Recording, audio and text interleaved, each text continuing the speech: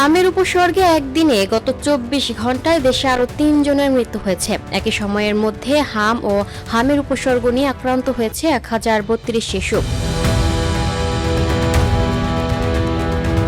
শনিবার ৬ জুন বিকেলে স্বাস্থ্য অধিদপ্তরের হাম বিষয়ক হালনাগাদ প্রতিবেদনে এ তথ্য জানানো হয়েছে।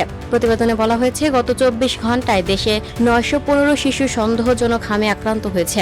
গত ১৫ই মার্চ থেকে আজ পর্যন্ত দেশে মোট সন্দেহজনক হাম রোগীর সংখ্যা দাঁড়িয়েছে ৭৭,৭৯১ জনে। এদিকে গত ২৪ ঘন্টায় ১১৭ শিশুর শরীরে হাম শনাক্ত হয়েছে। এখন পর্যন্ত মোট নিশ্চিত হাম রোগীর সংখ্যা বেড়ে হয়েছে ৯,৬২০।